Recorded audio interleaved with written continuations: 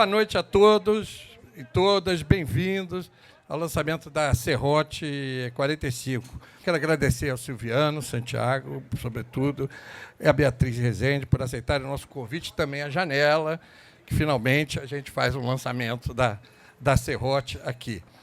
Eu também queria registrar aqui, estão presentes aqui também dois autores dessa revista, Aparecida Vilaça e o Vitor Calcanho, que estão aí para ouvir a conversa. Eu acho que, para além de qualquer coisa protocolar, de qualquer saudação protocolar, é realmente uma alegria ter Silviano na revista. É uma coisa que alegra muito a gente. O ensaio, né, que é o gênero que essa revista se dedica há tanto tempo, é uma das muitas portas de entrada possíveis, né, para a obra do Silviano, que vai crítica de literatura, crítica de cultura, romance, poesia, conto, memorialismo, enfim. É raro, né, que um autor se manifeste de tantas formas diferentes e mais raro ainda que se manifeste com a qualidade, com a complexidade que o Silviano faz isso tudo, né? Por isso mesmo, a Silviano não dispensa apresentações. É importante sempre lembrar, né, de livros como Uma Literatura nos Trópicos, Vale Quanto Pesa, Nas Malhas das Letras, todos eles são de crítica, né? Também dos romances Em Liberdade, Stella Manhattan, Mil Rosas Roubadas, Machado, romance também, ou das Memórias Menino Sem Passado, né? São mais de 30 livros, né? O Silviano já ganhou 5 vezes o Jabuti, uma vez o Prêmio Oceanos, e pelo conjunto da obra, o Prêmio Machado de Assis, da BL, o José Donoso, do Chile, e, mais recentemente, agora, o Prêmio Camões, né? O Camões de 2022. Oi? E o de Cuba também. Pois é. Então, desculpa, esqueci. É muita coisa. E claro, é muito curioso porque a Serrote está saindo, agora por coincidência, né, pouco depois da entrega do Camões, numa cerimônia na Biblioteca Nacional, que não teve nada da pompa das cerimônias, mas que foi quase que um ato de declaração de confiança da retomada de uma democracia saudável, imperfeita e saudável, que é o que a gente está tentando fazer agora. E também, esse mês, a Companhia das Letras está lançando Grafias de Vida à Morte. É uma reunião de 15 ensaios do Silviano. E, curiosamente, esse ensaio que dá título ao livro, né, Grafias de Vida à Morte, foi publicado na Serrote, no número 19, em 2015. Né? A conversa de hoje, aqui com vocês, vai girar em torno do confisco do cadáver de Machado de Assis pelos monarquistas, que é o intrigante ensaio que a Serrote publica. E a conversa vai ser conduzida pela Beatriz Rezende, professora da UFRJ, da Unirio, é autora de um livro essencial, Lima Barreto e o Rio de Janeiro em Fragmentos, que é o autor que ela conhece profundamente, além de se ocupar e mapear sempre a produção contemporânea e outras linguagens. Muito obrigado. Né? E antes de deixar vocês com o Silviano e a Beatriz, eu queria ler uma reflexão do Silviano que está na introdução de Grafias de Vida à Morte. Assim, é ampla e libertária a experiência do tempo excessivo, né, que é negado a muitos, repito.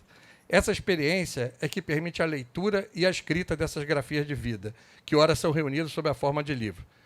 Isso eu acho que é uma definição perfeita. Sem luvas de pelica, tratam do tempo recente, da atualidade da vida social e cultural, com uma intimidade que merecerá de certos leitores o pedido de cancelamento. Não é o caso dos que estão aqui. Então, boa noite a todos. Muito obrigado pela presença. Bea, Silviano.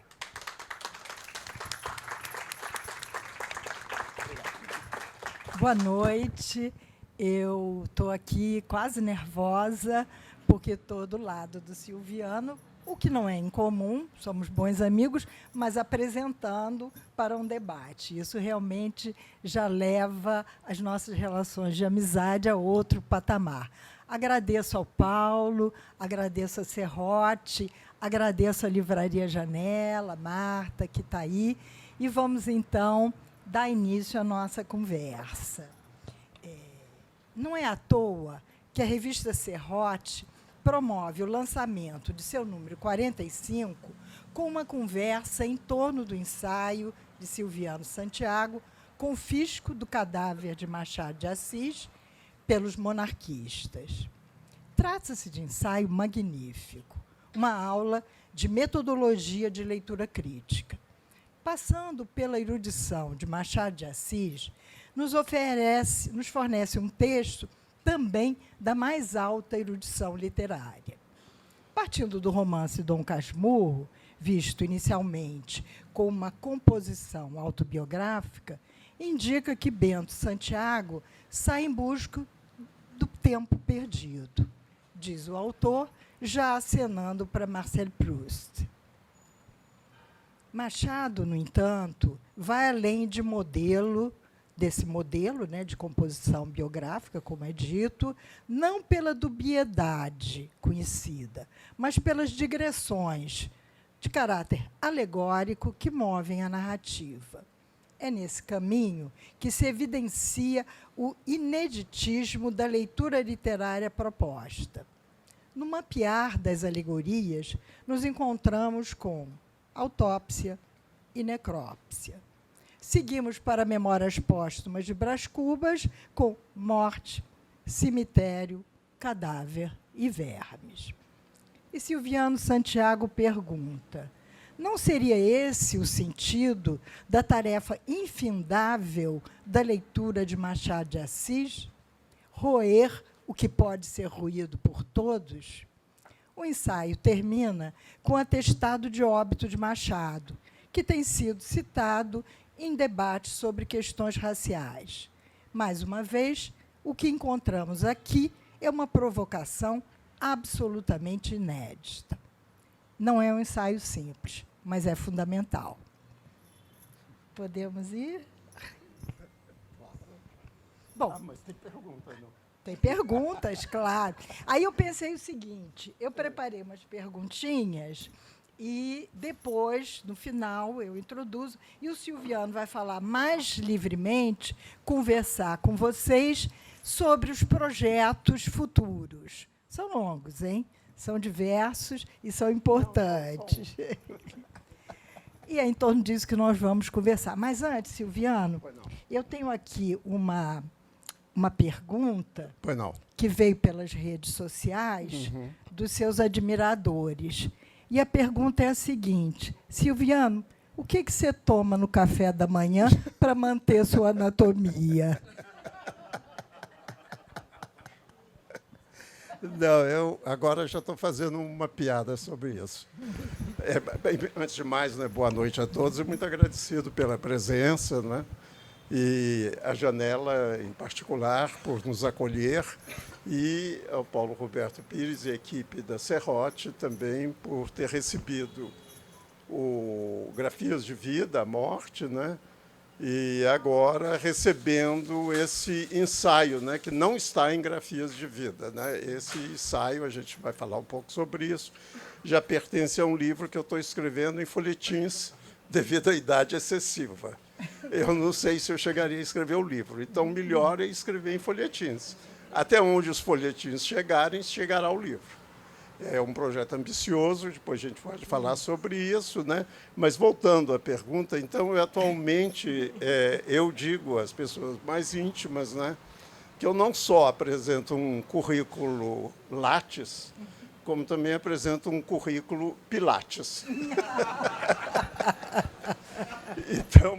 Então, é Pilates. Pilates é a minha atual haute couture. Que bom. Eu faço ginástica todos os dias, há algum tempo já, porque eu tive uma lombalgia horrorosa, poderia ter chegado à cadeira de rodas, e graças a Deus, né? Quer dizer, cá estou ainda meio empinado, mas não como no final do livro de Clarice Lispector, não é aquele outro empinado de Clarice Lispector do primeiro romance dela. Mas vamos lá. Silviano, agora a sério. Partindo de um livro que você traduziu, Por que amo Barthes, de Alain Robbe-Grillet, pergunto, por que você ama Machado de Assis? Não amo, né? Adoro. Quer dizer, eu adoro, eu não diria, né? Eu diria adoro Machado. E, quer dizer, são dessas coisas muito estranhas que acontecem, né? Eu acho, e toda pessoa que tem a leitura, que tem a literatura e que depois tem a profissão, né, de professor, tenha essa busca infindável, né? Essa busca infindável que se afirma também, né, não só pela fidelidade, como também pela infidelidade. Eu diria, então, que Machado de Assis é aquele autor a quem eu nunca cometi infidelidade. Quer dizer, eu acho que isso tem um sentido. Tem um sentido, porque, por exemplo, já cometi várias infidelidades com Drummond, já com Mário de Andrade, etc. Mas com Machado não tem jeito de eu cometer infidelidade, porque cada vez eu descubro uma afinidade que eu descobri em mim e que já está nele, o que é muito chato, porque uma afinidade, não, uma sensibilidade que já está em mim e que ressoa nele, né? Ou que vem um eco dele e que me fortalece e que me ajuda, de certa maneira, a continuar escrevendo sobre Machado. Quer dizer, minhas primeiras leituras de Machado, eu diria até que foram relativamente pobres. Mas, num determinado momento da minha vida, em 1961, né, eu comecei a escrever minha tese de doutorado sobre um manuscrito de André Gide. Meu interesse, então, passou a ser a questão da gênese da obra literária. E obviamente, em André Gide, porque era uma tese, mas imediatamente eu me dizia, né, que eu tinha que achar, para entender melhor o que eu estava fazendo, eu tinha de achar alguém paralelo a Gide. E, coincidência, seja o que seja, eu encontrei Machado, né? Encontrei Machado e comecei a ler o que eu fiz com André Gide, que minha tese era sobre Le Fomeur, que é o grande romance de Gide, né, Os Moedeiros Falsos, mas eu fui buscar a gênese dos Moedeiros Falsos numa situação dramática que se encontra em Moralista. E eu comecei a ver, então, como é que a criação literária, no fundo, é a evolução de formas primitivas até chegar a formas mais complexas. Então, eu fui buscar Machado, e aí, para minha grande surpresa, essas formas iniciais, como, aliás, também em Drummond, né? Essas formas iniciais são bem primitivas. Quer dizer, quando você pega, por exemplo, quando eu descobri o poema Ciúme, eu soltei um foguete, né? Porque o poema Ciúme, ele explica metáfora, né? Eu não sei, acho que é Ciúme mesmo que chama o poema, né? Que é do verme, né? Que está roendo uma flor, né? Ele descreve essa flor que está sendo ruída, não é? E ao final ele diz: a flor é o amor e o verme o ciúme. Quer dizer, é infantil, né? Um poema quase infantil, mas está lá no primeiro livro de poemas dele. E tem de descobrir também alguns contos, algumas narrativas dele, também que eram bastante simples. Eu comecei a ver, então, foi daí que eu descobri, quer dizer, claro que depois houve o aparecimento da Ellen Caldwell, e eu dei o devido crédito a Ellen Caldwell e ao célebre livro dela, mas eu, sem querer, descobri o ciúme machadiano sob essa forma. Eu falei assim, isso é curioso. E logo depois eu li Ressurreição, né? E quem lê Ressurreição descobre imediatamente que a grande questão é, de novo, o ciúme, né? Que é a viúva, né? A figura da viúva, né? Porque a viúva, se já amou uma pessoa, já amou profundamente uma pessoa para casar com ele, por que é que eu, solteiro, vou casar com uma viúva se saberei que ela estará, pelo menos em imaginação, sei lá, ou que seja, em lembranças, me traindo com o amor verdadeiro dela, como a gente costuma dizer, no amor verdadeiro. Então, foi assim que eu fui vendo que, de repente, que eu ia descobrindo coisas muito simples de Machado de Assis que me davam a garantia de que eu estava fazendo uma leitura correta de Dom Casmurro, entende? Quer dizer, que a grande questão de Dom Casmurro não era isso que a gente chama infidelidade, ou o que seja, mas era o ciúme. E aí eu vou para o narrador em primeira pessoa e aí eu vejo, né, que, de repente, o narrador se fosse em primeira pessoa de Madame Bovary, seria um romance mais chato do mundo, porque já em Madame Bovary o marido é dado como ele tinha uma conversa plá, como se fosse um passeio, como se fosse uma calçada. Quer dizer, como é que esse indivíduo poderia escrever aquele, quer dizer, não poderia ser da primeira pessoa do marido, né? Teria que ser na coisa. Então foi dessa maneira, e eu paro por aqui, porque depois vem o romance, vem o retórico da verossimilhança, o romance, etc. Então é isso, é fidelidade. Beleza. Ô, Silviano, o ensaio, esse que nós vamos poder ler a partir de hoje, é também um texto de romancista, que vai nos fascinando com sua própria escrita, né? A escrita desse ensaio. Eu cito: Machado é assim, mói a aspereza da vida. Ó, que beleza. Ou formulando você mesmo uma alegoria, ao falar de questão importante para o conjunto de toda a sua reflexão, um ponto realmente que você considera importante, você diz: o médico legista de ser humano morto é o ventrílogo da voz objetiva da ciência. Você fala, então, do matreiro romancista Machado de Assis e o leitor diabólico de Machado de Assis. E o crítico de Machado de Assis, como deve ser?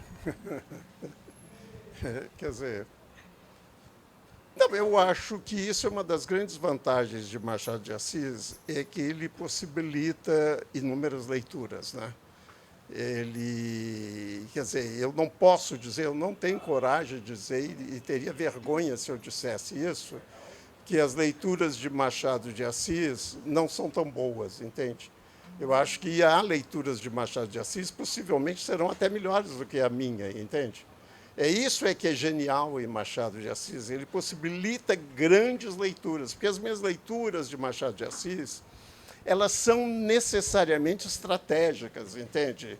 Elas não são, quer dizer, elas não são em aberto, por assim dizer. É diabólico? Não, elas são de detalhes.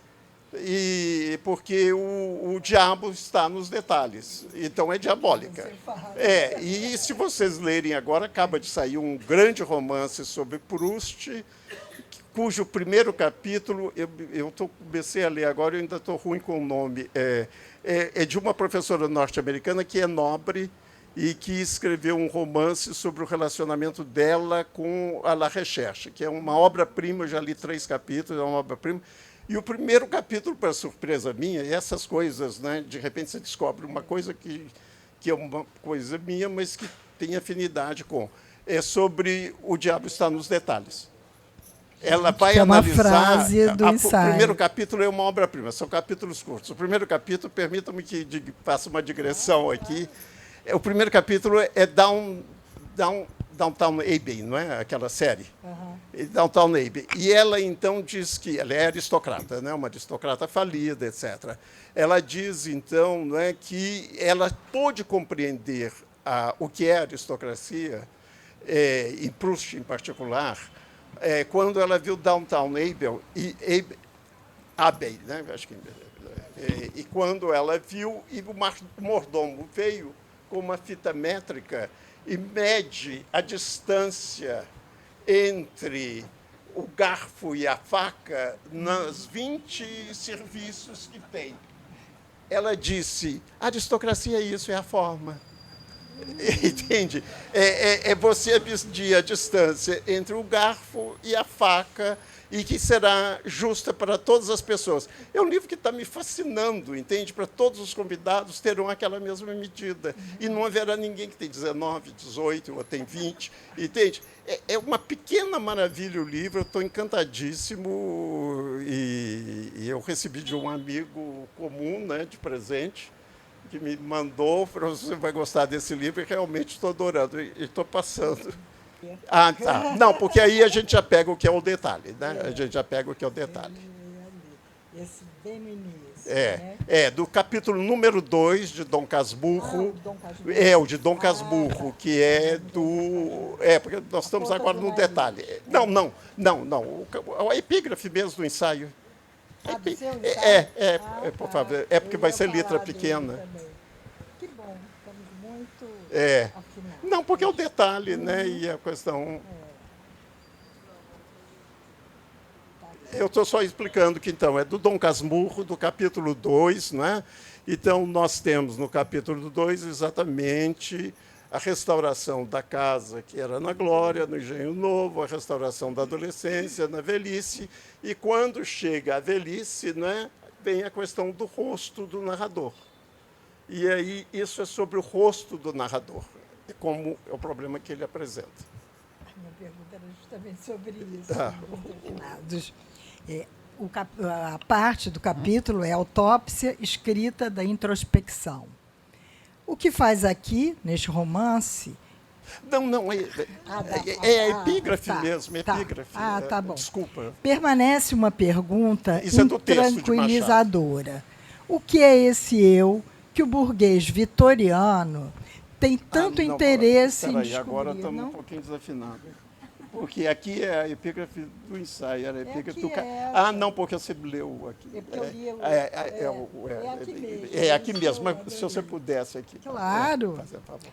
O que aqui, neste romance, está mal comparado, semelhante à pintura que se põe na barba e nos cabelos, e que apenas conserva o hábito externo, como se diz nas autópsias, o interno não aguenta mais.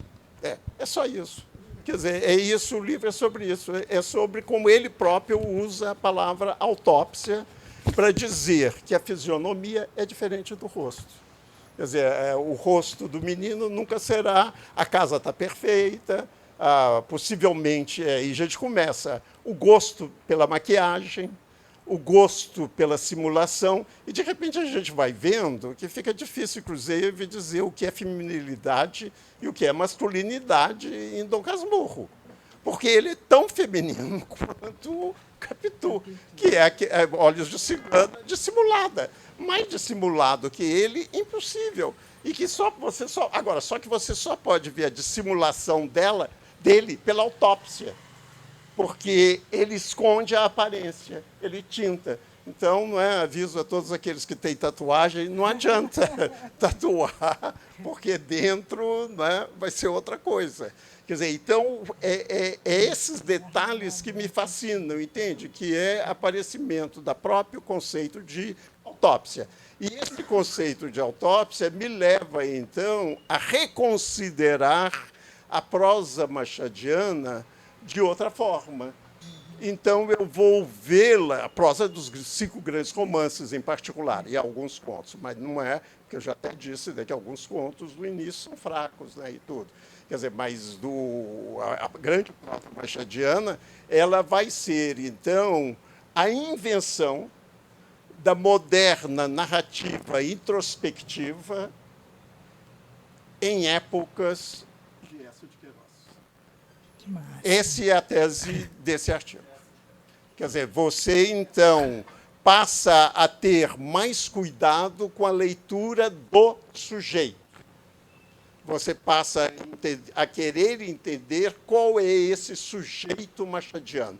E não por coincidência, né, as narrativas machadianas vão se tornando todas, ponhamos, entre aspas, autobiográficas. Ou, o meu interesse maior atual, que é comparar Machado de Assis a Proust, à la recherche du temps perdu. Quer dizer, eu estou preparando, então, para poder entrar em Machado de Assis com um aparato crítico, teórico crítico, que seja compatível com a alta qualidade da prosa de Proust. Se eu entrasse com essas leituras de caráter mais social, eu tenho a impressão que a hora que eu chegasse em Proust, a coisa falharia um pouco. Então, eu estou vendo que, talvez não por coincidência, Machado...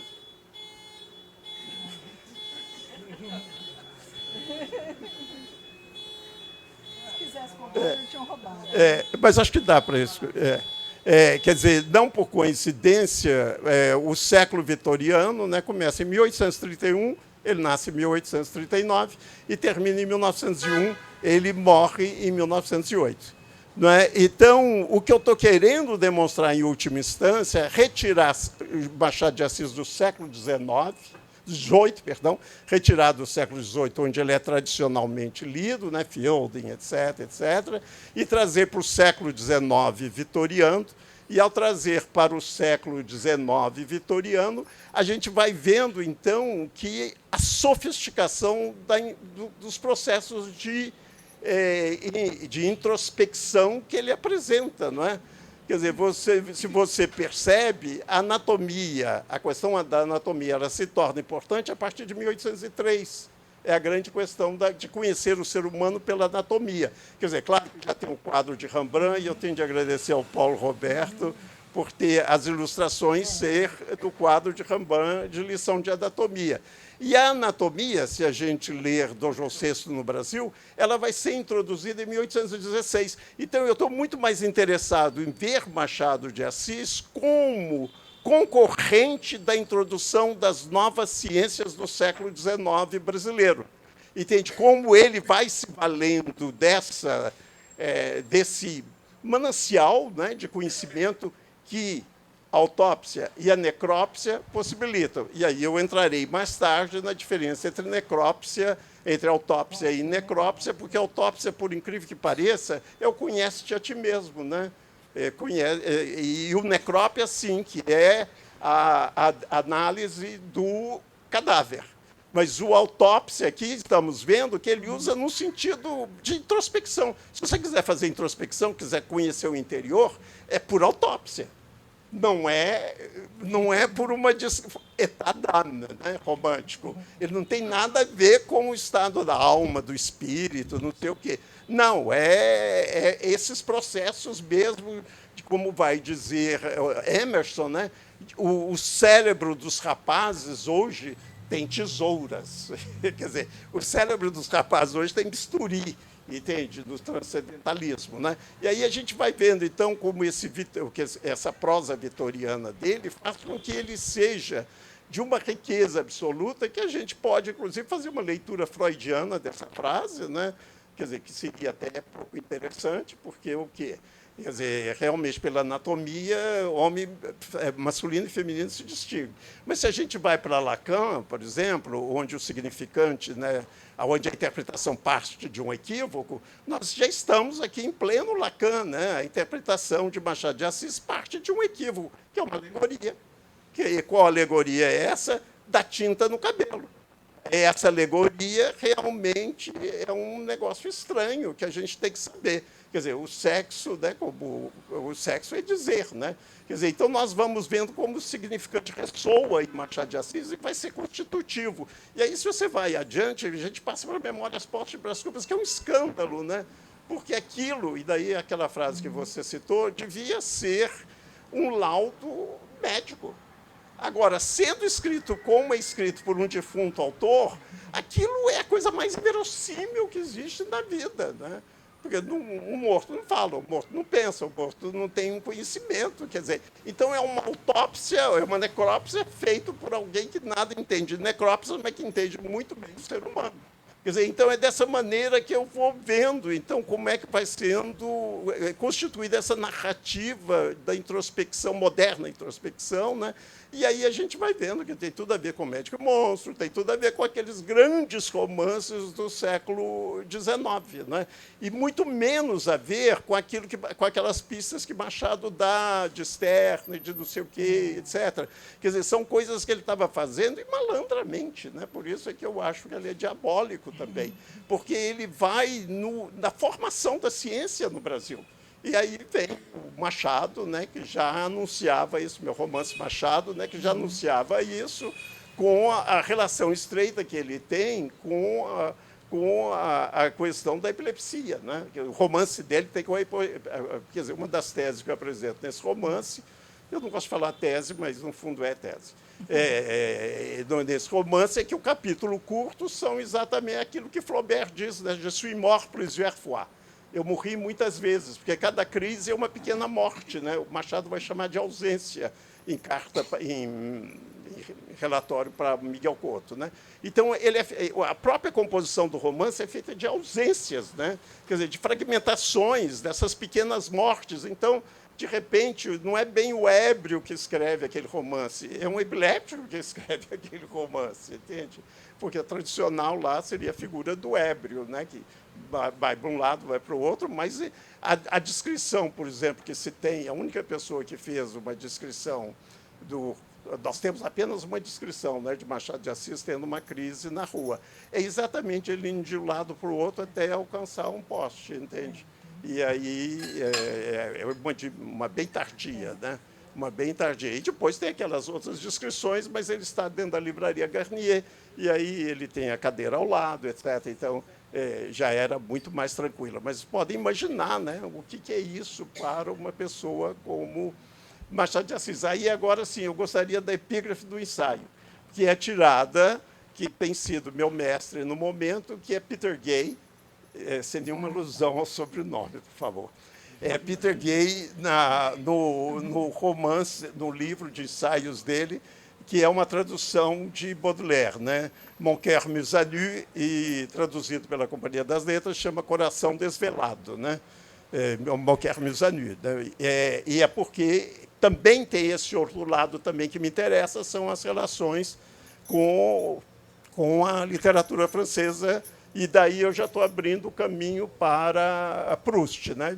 O que eu estou fazendo, em suma, o que eu estou querendo fazer é exatamente colocar Machado de Assis em estado de laboratório para eu poder ler Proust. Eu não quero acrescentar nada a Proust. Eu gostaria de que a gente conhecesse melhor Machado de Assis e a grande originalidade dele, e como ele tem um sentido de universal muito mais amplo do que a gente acredita. Quer dizer, ele está um pé aqui e está um pé no que há de mais moderno na literatura da sua época. Só que ele não escolhe essa de Queiroz por essa razão. Se você me faria grande gentileza. Claro, então, isso é tirado Antes do livro. do Peter Gay, só uma observação. Eu, esse semestre, reli Orlando, de Virginia Woolf, com os alunos, e especialmente alunas. E a gente ficou muito impressionado como o Orlando vitoriano é o mais interessante. Bom, quer dizer, aliás, o Preciado, a graça do Preciado é exatamente aquela auréola no filme.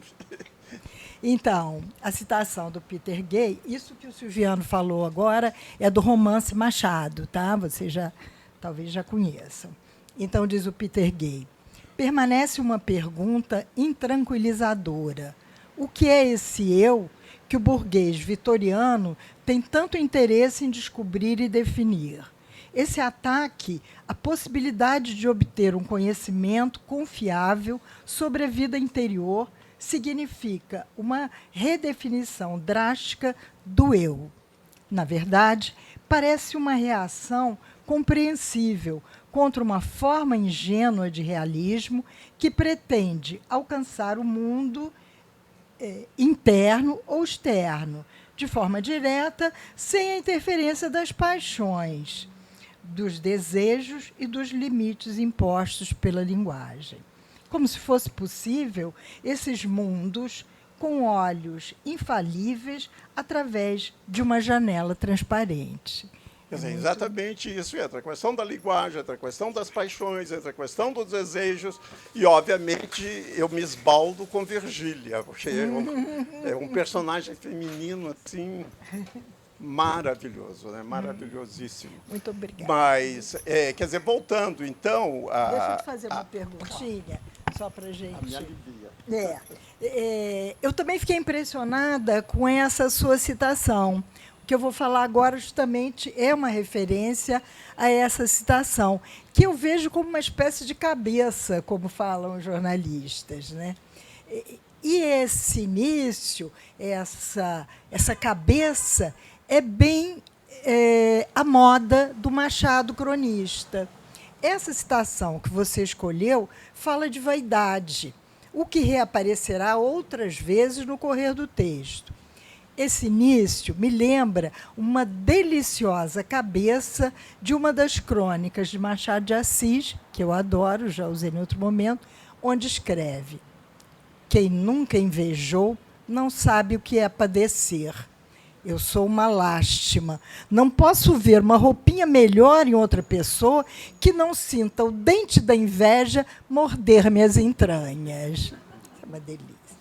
Então, antes de passar para a parte mais importante das perguntas, que na verdade é uma só, eu gostaria de observar, e você fala o que quiser, que a leitura do cronista e do folhetinista também está, de algum modo, presente no seu estudo. É vero? Não, é verdadeiríssimo. Eu cheguei a uma crônica de Machado de Assis quando que ele escreveu No Espelho. Ele tinha apenas 20 anos. E é sobre o que é ser um folhetinista no Brasil. E ele, então, é uma crônica de 20 anos, hein? E você já vê o narrador machadiano, que é um folhetinista. E ele vai dizer que o folhetinista no Brasil seria semelhante a um beija-flor. Ele vai bicar as flores, não é? E com as asas vai esparramar o pólen. Não é? Quer dizer, é inacreditável que ele vai falar de tudo, bicar as flores mais lindas e os caules mais frondosos, as árvores mais frondosas, etc, etc. Infelizmente, eu sou péssimo em memória, então não poderia reproduzir bem, mas eu diria que está na coleção, nas obras completas de Machado, no Espelho. Está até na internet, no Espelho, que é uma maravilha. Está no Espelho. Eu dei uma palestra na PUC há algum tempo, e até eu entro em detalhes assim dessa comparação, né, de como a gente entende melhor o narrador machadiano, entendendo também o que é essa transposição, e ele usa a aclimatação do folhetinista ao Brasil. E a aclimatação ao folhetinista no Brasil se dá através ele usa beija-flor, né, de um beija-flor. E o que é fascinante no beija-flor, né, é o beija-flor sul-americano brasileiro, é que ele é o único pássaro que voa para frente e voa para trás. Nenhum outro pássaro tem essa habilidade de voar para frente e para trás. Então, isso é muito acentuado nos livros sobre pássaros, né? Quer dizer, mas o problema que você colocou é o problema da vaidade, né? Se não me engano. É o problema da vaidade, e fica óbvio. Então, né, quer dizer, no próprio tingir do cabelo, se você ver de uma maneira, né, através de uma autópsia, né, você vai ver, não é, que é algo apenas que quer fazer dele um jovem que ele não é mais. Né? Quer dizer, porque ele está escondendo exatamente os cabelos brancos, assim como na certidão de idade os monarquistas vão querer dizer que a pele dele é branca, escondendo, por sua vez, por vaidade, né, acreditando que ele não é preto, né, não seria preto. E tanto o médico legista, quanto tem um outro, eu vou me esquecer agora do nome, são nomes técnicos, quanto o outro que informa, né, o cartório, ambos são nobres, né, da família Smith Vasconcelos. É o pai e o filho. Ambos são nobres. E aí, exatamente, eles fizeram um dicionário nobiliárquico e, obviamente, né, nesse dicionário nobiliárquico, no prefácio, vai se acentuar, não é? O quê? Vai se acentuar, óbvio, que a inteligência é uma nobreza e que, portanto, todos aqueles que são inteligentes e que se destacam como Duque de Caxias, como do sei quê, etc., eles podem ser do povo, mas são nobres. Então, e não podem ser pretos. Né? Quer dizer, então eu deixo isso, é o trabalho que eu vou explicando, eu vou fazendo essa análise toda do texto para mostrar como, até nisso, Machado de Assis é inacreditável. Né? Ele já sabia como é que seria reescrita a certidão de óbito dele, né? Isso é fascinante, né? Seria, eventualmente, são grandes amigos, né? A família Smith Vasconcelos, a gente conhece uma figura, né? Que é a Suplicy, Marta Suplicy. Ela é a descendente da família Simite Vasconcelos, que morava no Cosme Velho, etc, etc, etc. Mas isso eu deixo de lado para analisar a vaidade. O que é interessante na questão não é só a vaidade, como Machado de Assis vai trabalhar no romance Dom Casmurro a questão da vaidade através, de novo, de uma espécie de alegoria que é o sabor póstumo da glória. O sabor póstumo da glória, que oscila, portanto, entre o indivíduo mais simples, que atingiu a glória e que depois perde a glória. Então, ele sabe muito bem o que é a vaidade, porque ele perdeu a vaidade. E aí é exatamente o Pádua, o pai de Capitu. O Pádua, o chefe, viajou, ele então foi conduzido a ser chefe, ele viveu como se fosse o chefe da repartição e, de repente, ele volta, não é? E aí, nessa volta, então, o que acontece é que ele perde o posto de chefe, né? E, ao perder o posto de chefe, ele volta a ser uma pessoa comum. E Machado de Assis, então, faz uma longa digressão sobre o sabor, como é que eu falei? O sabor póstumo da glória, não é? O sabor póstumo da glória. Exatamente, ele vai fazer essa digressão através de citações, o que vai tornar fascinante também a própria interpretação de Machado de Assis que ele nos dá, porque ele vai dizer que isso pode ser visto como agente, causa, dentro da religião católica, pode ser visto dentro da história de Elifaz e Jó, e pode ser visto ainda dentro da lança na lança de Aquiles, não é? Que ela fere e cura. E, ao mesmo tempo, Jó, Deus fere e cura, e assim por diante. E ele vai, então, se espraiando nessas leituras de tal maneira que a gente perde o quê? A origem dessa ideia, né? Quer dizer, e torna, então, Machado de Assis também, por incrível que pareça, o melhor autor democrata do Brasil. Quer dizer, ele tem uma narrativa democrática, em que as várias opções de leitura do que quer que seja são dadas ao leitor para que o leitor pense junto com o romance.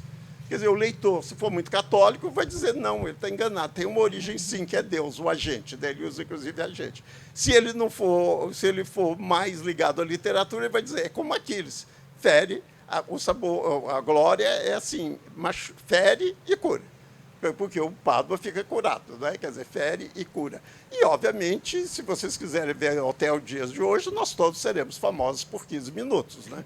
Quer dizer, então é incrível essa coisa quando você começa a explorar esses detalhes, entende? Você vai vendo que esses detalhes eles vão apresentando, então, um tipo de obra que escapa, né? E, nesse sentido, né, que eu estou querendo trabalhar Machado de Assis e Proust. E aí, para vocês terem uma ideia, ele vai... Vou pedir para você ler o capítulo. Para se ter uma ideia da ideia de universal, reparem, não é que já a autópsia já é uma crítica do conhece a ti mesmo, né? Já é uma crítica o que sei eu de Montaigne, quer dizer, é uma crítica tanto a uma forma de conhecimento que é filosófica, quanto também uma crítica à forma que Montaigne apregoa no Renascimento.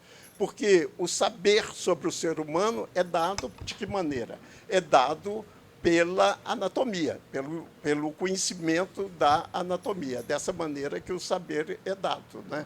Então, agora, a gente passa para ver como é a forma de saber que ele dá através do capítulo Na Ponta do Nariz. O capítulo 49, né? É relativamente ponta curto, do acho nariz. que vale a pena.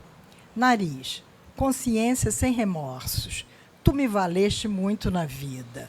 Já meditastes alguma vez no destino do nariz, amado leitor?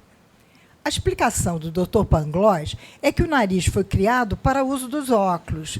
E tal explicação, confesso que até certo tempo me pareceu definitiva. Mas veio um dia em que, estando a ruminar esse e outros pontos obscuros de filosofia, atinei com a única, verdadeira e definitiva explicação.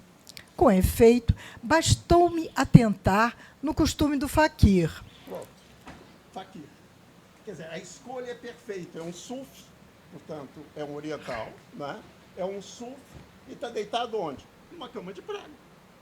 Quer dizer, melhor definição do que é Machado de Assis, deitado numa cama de prego. E, ao mesmo tempo, olhando para a ponta do nariz, e a gente vê, então, o que ele vê na ponta do nariz. Continuamos? Continuamos. Claro. Eu interrompo. Ótimo, é para isso mesmo. Sabe o leitor que o faquir gasta longas horas a olhar para a ponta do nariz com um fim único de ver a luz celeste. Quando ele finca os olhos na ponta do nariz, perde o sentimento das coisas externas, embeleza-se no invisível, apreende-se no invisível. Apreende o impalpável, desvincula-se da terra, dissolve-se, eteriza-se. Essa sublimação do ser pela ponta do nariz é o fenômeno mais excelso do espírito, e a faculdade de a obter não pertence ao faquir somente, é universal. É inacreditável como Derrida podia ler aqui, não é? A desconstrução do eurocentrismo. Eu poderia ler aqui, não é? A desconstrução do eurocentrismo. E isso vai ser repetidas vezes encontrado em Machado de Assis, no texto machadiano. Quer dizer, então, você vê, já tem a autópsia, já tem o faquir. Quer dizer, então nós vamos vendo, que é o que me interessa, que seria... E eu vou talvez parar um pouco aqui, se houver alguma pergunta, alguma coisa, ou sua mesmo, ou da plateia, tá? Não, ainda tem a grande pergunta do momento. Para o texto? Não, eu vou só dizer essa coisa, né, que é a questão do universal que me interessa, né? Essa questão do universal em Machado de Assis, que é um universal não derivado do saber ocidental. É um universal que se expande, né? É um universal que vai se expandir. E aí a grande coisa, eu acho que poucas pessoas sabem que ele tem um pastiche. Machado de Assis tem um pastiche maravilhoso, que é do livro que se chama Colonização, de Fernão Mendes Pinto. Esse pastiche se chama O Segredo do Bonzo. E qual é o segredo do Bonzo? É um capítulo que, inédito, ele diz, O Segredo do Bonzo, capítulo inédito de peregrinação de Fernão Mendes Pinto. Este capítulo deve ser inserido entre os capítulos tais e tais de peregrinação. Entende? Vocês veem como proustiano aí vai no pastiche e, obviamente, meu Em Liberdade pode se explicar um pouquinho aí também, entende?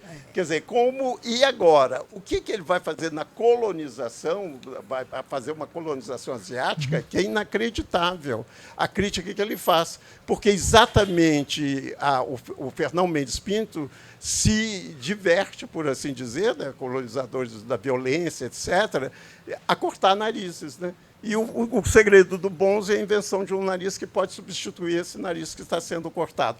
Quer dizer, de repente, você vai na questão do nariz, você pode ir para várias direções, e inclusive para o Oriente, para o Sufi, para o Oriente, quer dizer, você vai vendo, então, que ele tem um conhecimento, e aqui eu vou dando por terminado essa partezinha, quer dizer, porque o conhecimento dele é de tal forma enciclopédico que não é a biblioteca de Babel, né? É a biblioteca daquela senhora que está no começo do mundo, né? Onde ele vai, que é ao mesmo tempo mãe e, acho que madraça, não é isso? Mãe e a natureza, em todo caso. É aquele capítulo número 6, o célebre capítulo do hipopótamo, que vai ao começo dos tempos até o final dos tempos. Aí é uma outra questão que eu tento lançar, que é qual é a forma de conhecimento que figuras como Machado de Assis e Mário de Andrade têm, que eu acho que a melhor maneira de compreendê-la seria através da noção de emaranhado. Essa noção, são emaranhados, porque eles não têm aquela consistência de uma erudição de europeu, que é dada, não é, por uma história extremamente bem feita.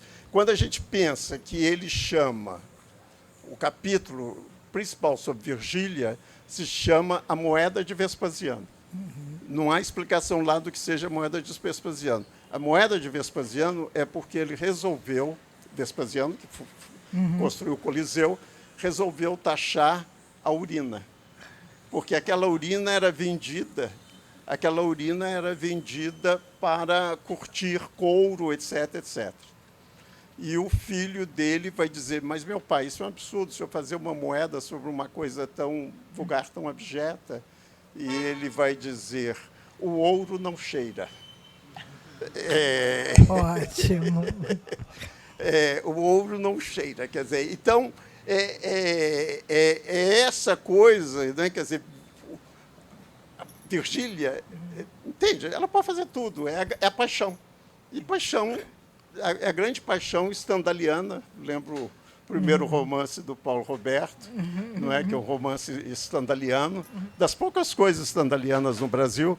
E eu retiro também, não é, de campo Victor Hugo, né, aquelas coisas que fazem muito, que seria Prefácio de Cromwell, etc. É Racine e Shakespeare, de Stendhal, que é, a meu ver, um livro que informa muito, o pensamento de Machado de Assis.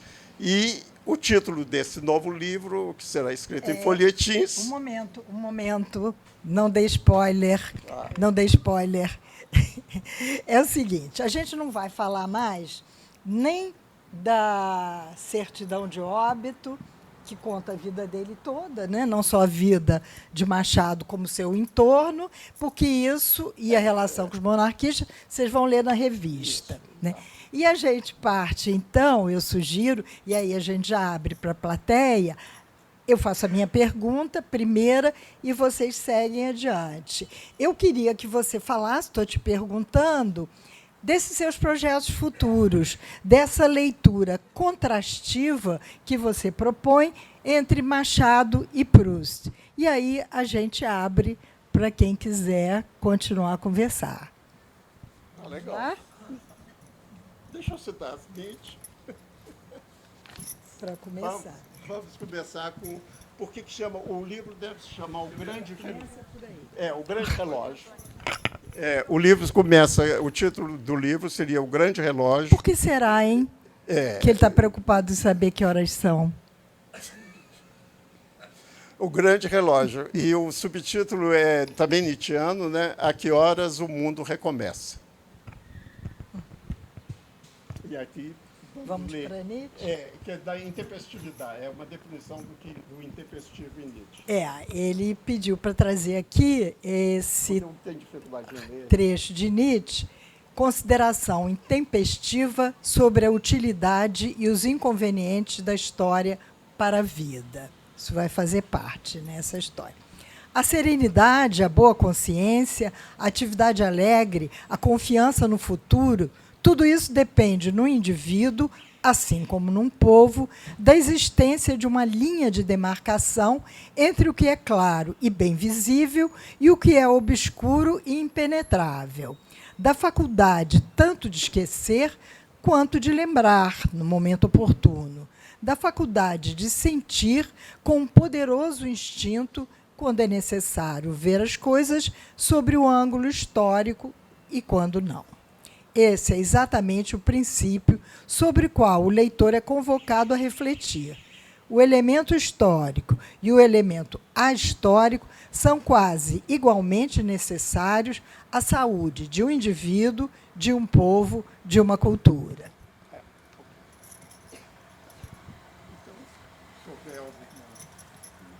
Se houver alguma... Fala um pouquinho desse livro, desse...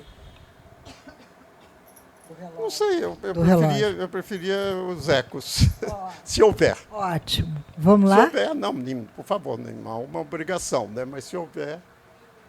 Silviano, em que momento, assim, acompanhando um pouco a sua trajetória meio errática do meu ponto de vista, eu errática, não você errático, você percebeu agora em Machado essa possibilidade de, digamos, uma reatualização do legado?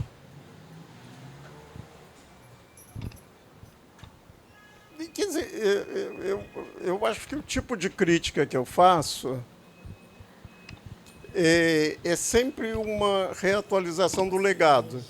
Quer dizer, eu já em 1964 escrevi um texto que chamava A Máquina do Mundo, Camões e Drummond. Entende? Então, é o primeiro texto, se não me engano, que demonstra que o modernismo não é só vanguarda, que o modernismo tem uma tradição. Drummond ficou muito chocado e escreveu um lindíssimo poema e me mandou. Camões de Drummond, Santiago. E começa assim, poema imenso. E ele leu com cuidado e tudo e ficou assustado. Quer dizer, então eu digo isso. Quer dizer, agora, isso não é que fica ruminando na minha cabeça, entende? Que eu tenho que buscar em Drummond algo que é antigo. Simplesmente que eu estava ensinando literatura brasileira e portuguesa na Universidade do Novo México, em Albuquerque. E eu fui contratado para dar todos os cursos de literatura, tanto de portuguesa quanto de brasileira. E aí eu tinha de dar 3 cursos. Havia um seminário que é obrigatório nos Estados Unidos, nos anos 60, que era Camões Gil Vicente e Camões. É obrigatório.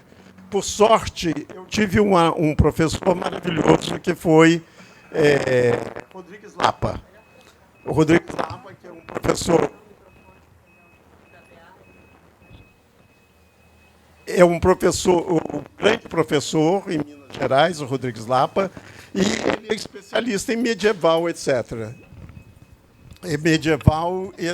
Então, o que acontece é que eu estava preparado para ler, não só dar um curso sobre Gil Vicente e Camões, sem problema, entende? E aí eu falei assim, deixa eu me divertir um pouco também, né? E aí eu resolvi dar um curso sobre modernismo brasileiro. E de repente, meu livro favorito já naquela época era Claro Enigma. Agora, eu não podia imaginar que em Claro Enigma teria Máquina do Mundo. E, de repente, lá estava eu com Camões, que trabalha, né, um canto inteiro sobre a Máquina do Mundo, e Drummond, que faz um poema até meio Aleph de Jorge Luiz Borges, né, que é essa visão do mundo, quer dizer, essa visão global, né, que você tem, quase divinatória, do mundo através da Máquina do Mundo. Então, por exemplo, eu já escrevi, foi publicado lá mesmo, nos Estados Unidos, entende? E esse texto, e depois ficou um texto também, um ensaio meu que é bastante conhecido, que é a permanência da tradição no modernismo. E aí eu trago Murilo Mendes, vou trazendo Murilo Mendes, aí eu leio Idade Serrote, eu leio não sei o quê.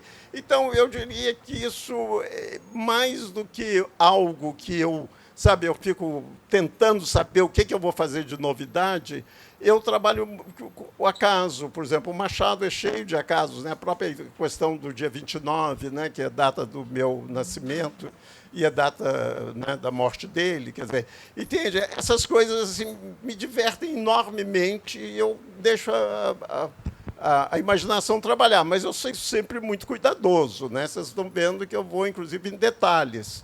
Quer dizer, eu nunca trabalho assim, eu não vou explodir, por exemplo, a questão gratuitamente, a questão da autópsia. Eu explodo a questão da autópsia, porque a questão da necrópsia é importantíssima em Machado de Assis, até para até entender melhor o romance Memórias Póstumas de Brás Cubas. Entende? E a quantidade de vezes que o cemitério... Até o último romance dele começa no cemitério, e começa com uma viúva. Né? Quer dizer, então a gente vai vendo então como isso é constante, quer dizer, o cemitério e a viúva, e por outro lado, quer dizer, os vermes, né? Você vê, tem vermes para tudo quanto é lado, a dedicatória e a própria metáfora, a alegoria mais interessante de Machado de Assis, que é da errata pensante. Né, errata pensante que será entregue, a última edição será entregue aos vermes. Quer dizer, e aí tem esse longo capítulo que chama Vermes, no Dom Casmurro. Né? Logo no Dom Casmurro tem esse capítulo sobre o verme, que a Bia já citou na apresentação dela, né? Que rói. Agora, de repente, também tem Drummond no Edifício Esplendor. Meu Deus, que século! E vieram os ratos e começaram a roer o edifício. E tem também... E assim a gente vai ver, eu vou vendo, entende? Então, eu vou trabalhando por uma espécie de processo cumulativo que vem muito mais do fato de eu ser professor e ser obrigado a preparar a aula, do que propriamente, entende, da minha imaginação crítica. Quer dizer, eu sempre tentei preparar aula, sempre dei aula, né, preparando, e com assuntos novos, etc. E, então, eu vou fazendo essas coisas dessa forma. Então, eu não diria que tem qualquer veleidade. A veleidade racional aparece no momento em que eu escolho como tema para o ensaio. Quer dizer, e o ensaio, para mim, eu tomo no sentido mesmo de experiência, né? Quer dizer, é uma experiência. Eu não sei se ele é bom, se é ruim, ou se ele faz... É um ensaio, no sentido mesmo que eu estou fazendo no contexto de Machado no momento. É um ensaio com Machado, para ver se Machado rende, se eu comparo com Proust. Entende? E aí é um problema de... Né, assim, dessa maneira que eu vou... E se eu achar que vale a pena um romance, eu escrevo um romance, vale a pena um conto, eu escrevo um conto. Ontem mesmo, por exemplo, sexta-feira eu estava falando sobre Stella Manhattan e, de repente, eu descobri que muita coisa de Stella Manhattan vai reaparecer no Keith Jarrett no Blue Note. Entende? Até mesmo a maneira como Stella Manhattan, a composição é feita, que eu uso todo o Keith Jarrett no Blue Note, por exemplo, é uma narrativa que é pouco comum que um livro inteiro seja, que é o tu, né? É o você. Quer dizer, o narrador sempre se dirige a você, a ele mesmo, né? Ele mesmo, você caminha, você entra não sei aonde, você não sei o quê, entende? E que é, no fundo, essa dobradiça, né, a que se refere... Tanto eu me refiro, né, nos trabalhos, né, de Stella Manhattan, mesmo de Entre Lugar, etc., como também é uma metáfora muito comum em Lacan. Então, eu estava num grupo lacaniano e eu pude falar, de repente, entende, como o entre tem a ver com a própria narrativa que eu faço, entende? Ou com o ensaio que eu faço, porque Máquina do Mundo é entre Camões e Machado, Drummond, entre Camões e Drummond, entre a melhor tradição lusitana e a melhor tradição modernista, entende? Quer dizer, de repente se casam e podem ser misturadas e isso tem uma certa rentabilidade.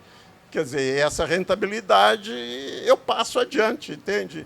E porque também não há como esgotar essas coisas. É ridículo pensar que eu esgotei o tema Máquina do Mundo com aquele ensaio. Isso eu nunca penso, entende? É exatamente isso, esse descentramento sempre que eu vou operando, vou tentando operar.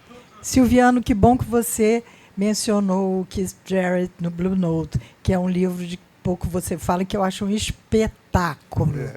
Vamos a... Você sabe que tem um filme aí que vem da Finlândia que chama Fallen Leaves, né? E que é o Fé e Morte, né? Que é o primeiro conto do coisa. Oi. Silviano, no início vocês falaram, B.A. falou de amor por Machado. E de amor você foi para a fidelidade e teve traição.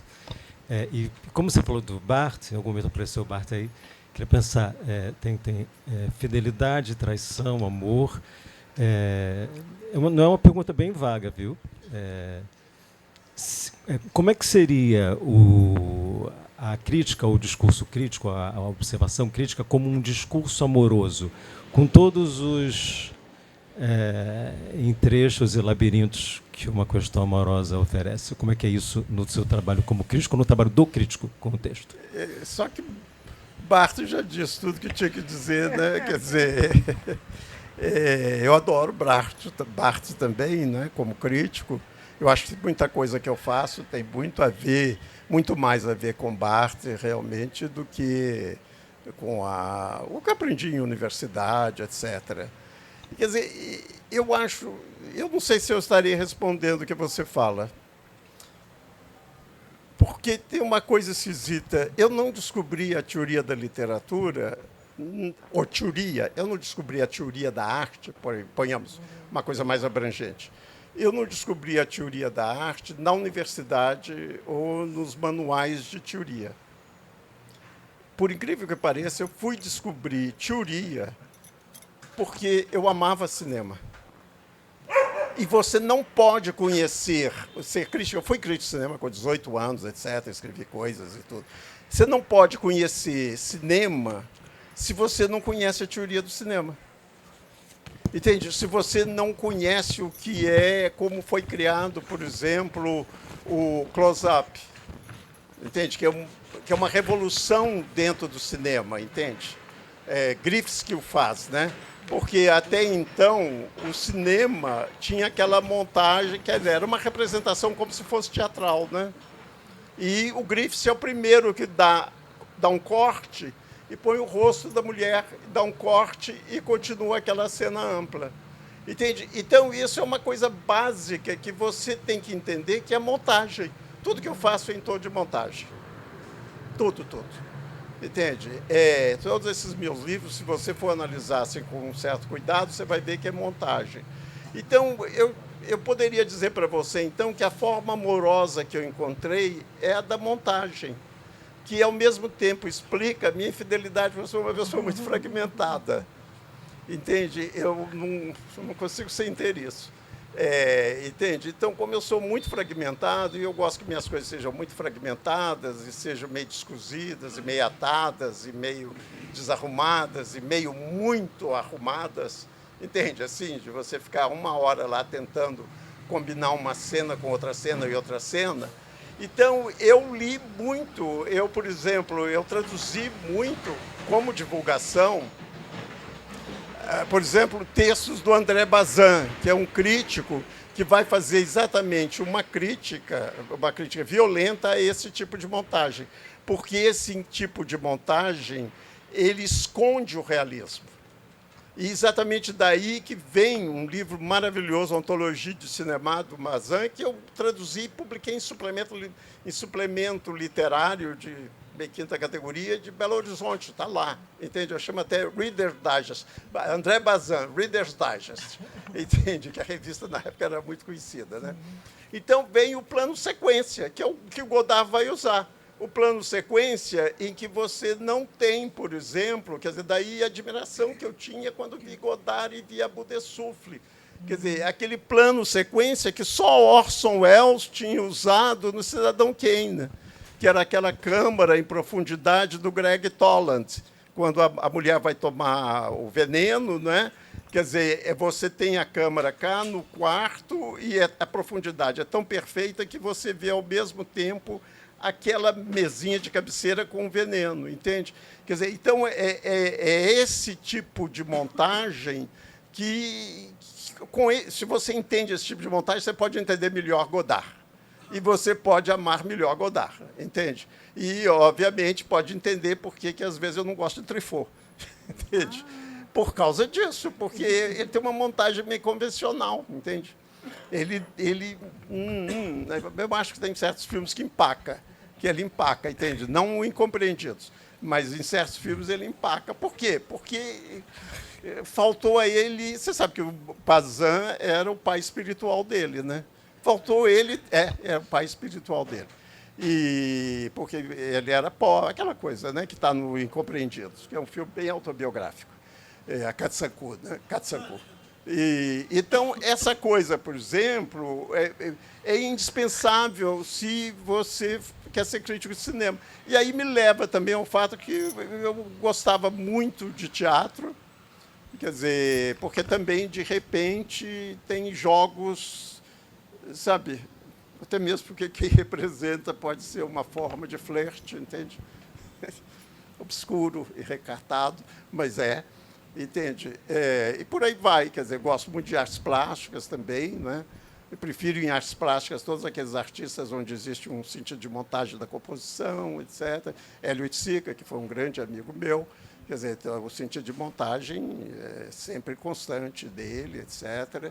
Então, eu acho que é dessa maneira, quer dizer, o amor é isso, quer dizer, eu ter descoberto que a teoria é algo, sabe, não é algo que a gente aprende, sabe, naquele curso de teoria 1, teoria 2, etc.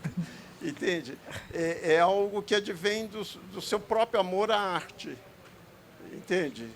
Quer dizer, esse amor à arte, amor à escrita, amor à imagem, amor a essa coisa. Agora, eu levei um choque muito grande porque, de repente, a imagem não me satisfazia. Foi dessa maneira que eu me tornei escritor. A imagem, para mim, não me satisfazia, o que é uma burrice, né? Mas é uma burrice rentável. Porque aí eu perdi... aí eu pedi a uma pessoa que era mais inteligente do clube de cinema, na minha opinião, mais lido, mais inteligente, que me indicasse livros. Ele me indicou 3 livros. Ele falou, se você quer ser mesmo, você tem que saber qual é o patamar para ser um bom escritor. Ele me indicou ABC of Reading, do Pound, 1954. Le Fommenaire, que acaba sendo minha tese, agora não me explique por que acaba sendo minha tese, mas Le Fommenaire, porque eu devia conhecer o que é a vida literária. A sordidez que pode estar na vida literária e as amizades que podem estar na vida literária. Não é? Quer dizer, é um livro fantástico, Le Fommenaire. É uma bíblia maravilhosa. Muito melhor do que Brito Broca. Desculpe. Assim, porque você vê mesmo a coisa ali através dos personagens. E o terceiro foi Fernando Pessoa, né? Que era um livro, uma antologia que existia naquela época dos escritos filosóficos de Fernando Pessoa, onde tem a Carta dos Heterônimos. Claro que eu babei com a Carta dos Heterônimos e eu comecei a escrever poesia com o nome de Antônio Nogueira.